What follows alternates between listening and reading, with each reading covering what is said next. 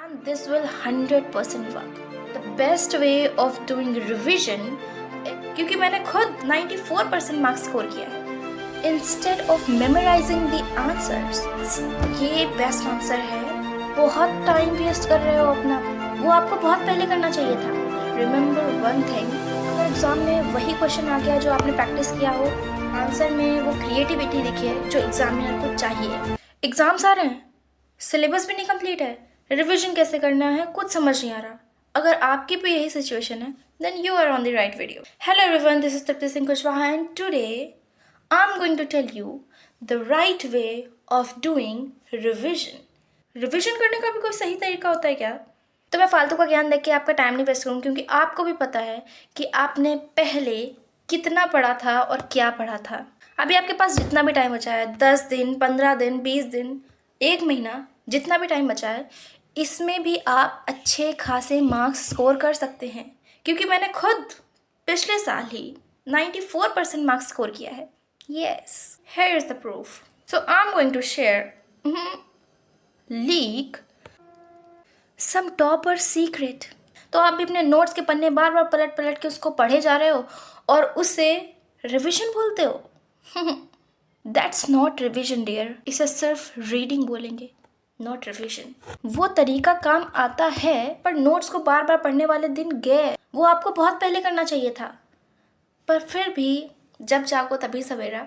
अभी आपको रिविजन भी करना है, चीज़ें याद भी करनी है और आंसर राइटिंग भी करनी है। पर क्या हो अगर इन सभी चीज़ों को करने का एक ही तरीका हो? इस वीडियो में मैं आपको 6-7 बड़ी बड़ी टिप्स देकर के कंफ्यूज नहीं करने वाली हूँ, क्योंकि आप ऑलरेडी बहुत कंफ्यूज हो। Just do one thing and this will 100% work. तो पहले आपको करना क्या है, कोई भी रफ नोटबुक ले लो या फिर इस तरीके के राइटिंग पैड्स, बहुत सारा पेपर सेव करते हैं, इसको यहाँ से डिलीट बटन से डिलीट भी कर सकते हो। ये मैं बहुत टाइम से यूज़ कर रही हूँ। All you need to do with them, instead of memorising the answers, frame your own answers. Yes, frame your own answers, then write it again and again, जब तक कि तुम्हें एकदम अंदर से ये सेटिस्फैक्शन ना आ जाए कि बस ये बेस्ट आंसर है और इस आंसर में एग्जामिनर रत्ती भर भी मिस्टेक नहीं निकाल पाएगा। जो आप आंसर फ्रेम कर रहे हो उसको कहीं से टीपो मत, उसको कहीं से कॉपी पेस्ट मत करो, उसमें अपने खुद के वर्ड्स डालो।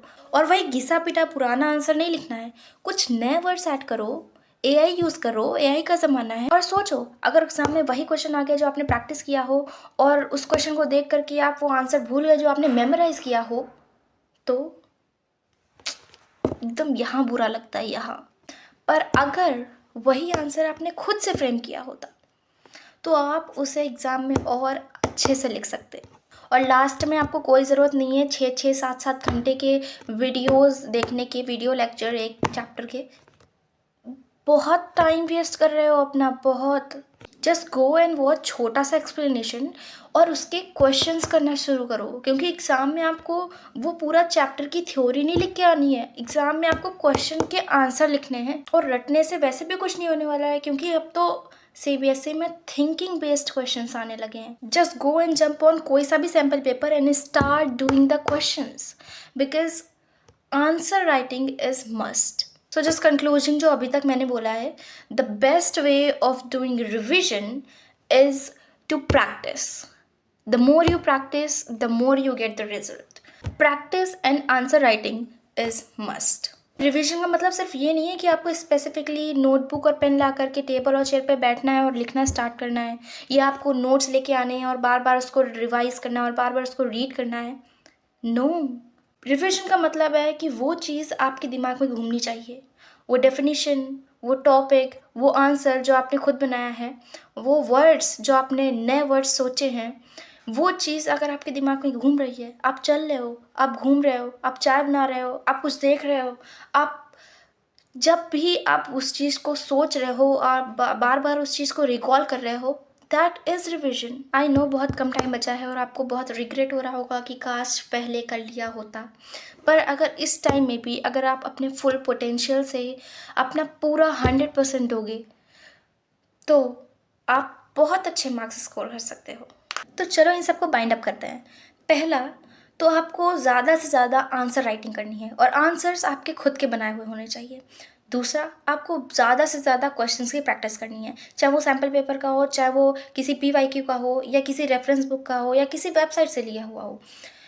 और तीसरा, आपको नए नए वर्ड्स का यूज़ करना है ताकि आपके आंसर में वो क्रिएटिविटी दिखे जो एग्जामिनर को चाहिए। Remember, hard work and smart work. And if you want a video on answer writing, then comment below. So that was it for today's video. अगर ये वीडियो आपको थोड़ा सा भी हेल्पफुल लगा है, then support me by showing your love by hitting that like and subscribe button. Until then, stay connected and bye bye.